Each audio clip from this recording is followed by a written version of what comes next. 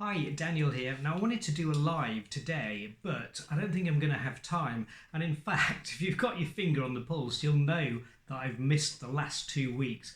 And that's simply because things have changed in my life and my schedule during the week. So it makes it a bit harder to do everything that I was doing before things changed.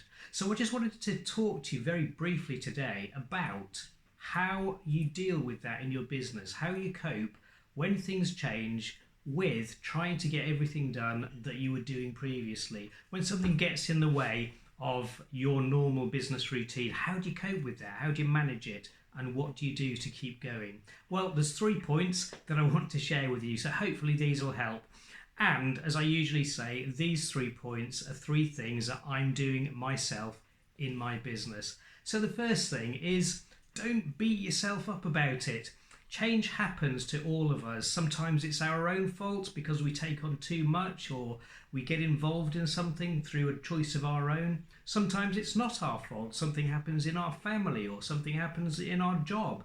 Some of us still have jobs and we're out there working and something comes along, gets in the way. Some of us have got children and they need our attention. Or it could be any of those things and lots of other things. You fill in the gaps. But don't beat yourself up about it. If it's your fault, then move on and accept the responsibility. If it's not your fault, maybe there's absolutely nothing you can do about that. That's okay. Don't blame yourself. Just focus on what you can do. And then, point 2, it's a chance to realign things. And that's always a good thing. So sit down. I usually use a piece of paper because that's how my brain works. I like to see things written down in front of me, whether it's goals or plans or whatever. And just have a think about how you're going to use your time. So that's the first stage in that, time management. You might have less time, you might have different aspects of time, different chunks of time during the week. So have a think about what time is good to use for your business and then make a plan. That's the third thing. Write down a plan. I always recommend writing things down because they're visible. You can refer to them, you can come back to them, and you can change them and edit them. When you create a plan for anything, it never stays the same for very long. Last night I watched a video on YouTube actually about somebody that was trying to build the biggest, it sounds crazy, the biggest rubber band powered model plane. It was actually huge. I think it was 6 meters across. It was enormous. But he built it out of one material and it just did not work. So what did he do? Give up? No, he went back to his plans and realigned his plans and started again. Did some research, started again, and then actually eventually built something that worked. Crazy, but it worked. So that's a really important thing to do. You realign, you look at your time, you think about how you can maybe better use your time, even to the extent of do you get up a bit earlier in the morning to do some things. I know over the last few weeks I've actually got up and done some of my advertising, my marketing, first thing in the morning at 6 o'clock. I don't really like doing that, but I did it on a couple of days. Or do you work later in the evening and put other things aside for a little while? Because always remember that it's your long-term goal, way off in the distance, that you want to be working towards. So a little glitch here and there shouldn't ever affect the long-term goal. It's a really good discipline actually to realign what you're working on and think about how you're using your time.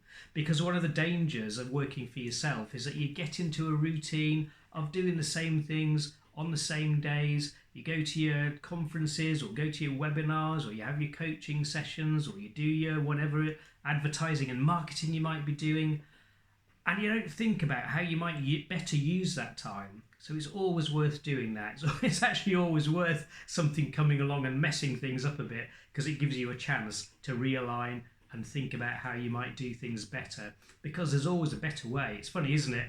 I was talking to somebody just the other day about in the office where I work a couple of days a week, they decided to move the furniture around and we all thought, well, how is that going to work? And it's not until you try to do something, try and move things around and make things different, that you actually realise that that's a possibility. Yeah, why didn't I think of this before? I'm sure we've all done that. But in business, it's a really good discipline to do that as well. So you've realigned, you've got your piece of paper out or your spreadsheet or your word processor document, whatever it is, and you start putting a plan on paper. As I say, I find that easier. Some people might not. You might have other ideas. Let me know what your ideas might be. But if you get it down, written in front of you, and actually there's a discipline to writing something by hand that helps fix it in your mind. It's really important to do that sometimes. But get it down in writing in front of you, or a diagram, or a Gantt diagram, or a spreadsheet, a flow chart, however you want to do it. But have it in a document that you can see, refer back to. And when I write plans, I'm forever crossing things out and editing them and thinking, oh, why did I put that? Why I should have done that. But that's okay, because you've got it written down. And when it's written down, you can do that. It helps you to see how things are going to work. So that's 3 very short points there about how you can change things when something comes along and messes up your perfect routine that you had before. Don't beat yourself up.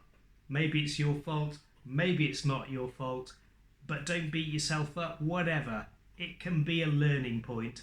2, realign what you're doing. That's really helpful. Just draw things in and say, right, do I need to do that then? How about if I do that then? There's always a better way to do things. And thirdly, write your plans down so that you can see right in front of you physically what you're going to be doing. I hope that's helpful. Let me know if it is, or let me know if you totally disagree and you think I'm crazy and you've got a much better idea. But those are things that work for me, and those are things that I'm going to be putting into practice over the next few weeks. Oh, and by the way, recording this video is part of that plan. I don't think I'll have time to do a live tomorrow, and I really love talking to folks online. So I thought, well, I can always record a video, and that's what I'm doing. So there we are, putting it into action, and we'll see how it goes over the next couple of weeks. And I'll speak to you soon. I look forward to that. Take care. God bless. Bye for now.